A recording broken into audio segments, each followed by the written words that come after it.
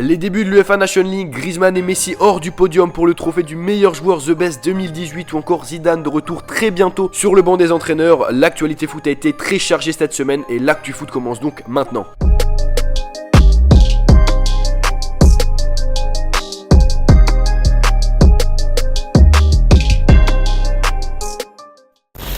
A noter avant de commencer les gars que je vous fais remporter sur Twitter le maillot de N'Golo Kanté Chelsea 2018-2019. Donc pour ça c'est très simple, le lien est dans la description mais également dans les commentaires. Vous allez sur Twitter et vous regardez, le tweet est épinglé. Bref, on commence avec le prix The Best récompensant le meilleur joueur au monde sur la saison 2017-2018. Après avoir annoncé début juillet les 10 nommés pour ce titre, la FIFA a divulgué lundi dernier les 3 joueurs qui seront sur le podium. Et scandale pour certains, ni Antoine Griezmann pourtant vainqueur de l'Europa League et de la Coupe du Monde, ni Lionel Messi pourtant meilleur buteur et meilleur passeur ex aequo de la Liga n'y figure. En effet, comme pour le titre de meilleur joueur UEFA de l'année, les 3 finalistes sont Mohamed Salah, Cristiano Ronaldo et Luka Modric. Il y a eu pas mal de réactions du monde du football quant à ces absences de Messi et de Griezmann. Tout d'abord de Felipe Luis.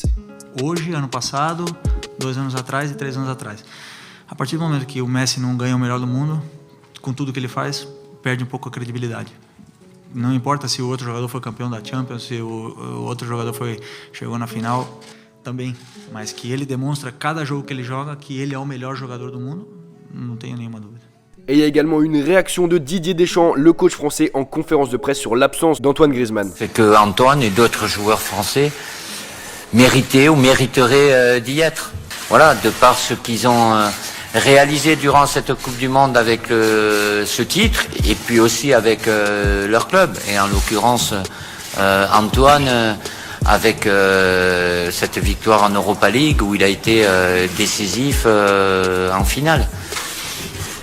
Alors Messi et Griezmann absents, est-ce que c'est normal pour vous? Dites-moi ça en commentaire. A noter également que la FIFA a aussi divulgué les noms des 3 finalistes pour le prix The Best entraîneur de l'année, avec Dalic, le sélectionneur croate, et 2 Français, Didier Deschamps et Zinedine Zidane. Cette semaine c'était aussi les grands débuts plutôt attendus de l'UEFA Nations League, censés remplacer les matchs amicaux internationaux européens. Pour ceux qui n'auraient pas compris le principe, c'est très simple. 55 nations européennes divisées en 4 divisions en fonction de leur classement FIFA vont s'affronter. Chaque division est elle-même divisée en 4 poules composées de 3 ou 4 équipes chacune. Chaque équipe de la poule se rencontrera sous la forme de matchs aller-retour et le premier de chaque poule accédera à la division supérieure alors que le dernier de chaque poule sera relégué en division inférieure. De plus, chaque vainqueur de poule ira en play-off face aux autres premiers de sa division et chaque vainqueur de play-off sera automatiquement qualifié pour l'Euro 2020. Et très honnêtement, cette première semaine de la Ligue des Nations nous annonçait déjà des chocs avec le France-Allemagne, l'Angleterre-Espagne, le Portugal-Italie qui jouera ce soir ou encore demain le match Espagne-Croatie qui promet. Cette UEFA Nations League, c'était tout d'abord le premier match post-Coupe du Monde pour l'équipe de France championne du monde. L'occasion pour la première fois de notre histoire de voir le coq orné de 2 étoiles et accompagné du patch FIFA World Champions 2018. Et c'était vraiment un pur bonheur. Bref, même si à l'entraînement Griezmann avait l'air en folie, ça a été un peu plus compliqué niveau français. Sur le terrain, on a assisté à un bon gros 0-0 face aux anciens champions du monde, les Allemands. D'ailleurs, les Allemands sont tombés sur un Alphonse Areola en très grande forme, il faut le dire, avec 6 arrêts au cours du match, ce qui constitue d'ailleurs un record pour un gardien français sur ces 10 dernières années. Bref, le match a été clairement ennuyant, hormis quand même Mbappé qui a tenté quelques petites folies comme celle-ci.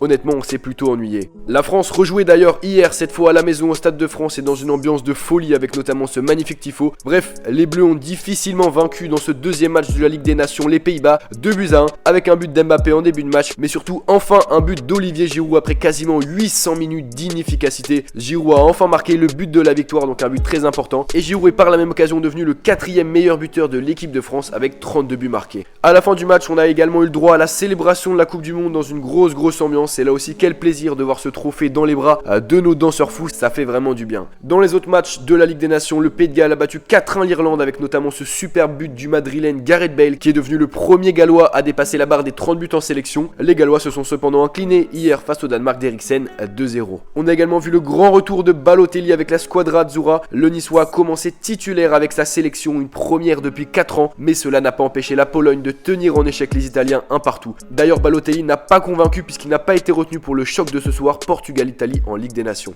D'un autre côté, l'Angleterre s'est inclinée 2-1 face à l'Espagne, mais le fait marquant de ce match c'était les sifflets du public anglais à l'encontre de Sergio Ramos, qui on le rappelle avait blessé en finale de la dernière Ligue des Champions Mohamed Salah, joueur de Liverpool. Cependant, l'Espagnol en conférence de presse après le match n'avait pas l'air si marqué que ça par cet accueil plus qu'hostile. Yo lo dije, no, estoy muy tranquilo, con mi conciencia muy muy calmada en ese aspecto porque, como dije, nunca he ido a hacer pues ningún daño a ningún compañero de profesión, pero son cosas del fútbol, ¿no?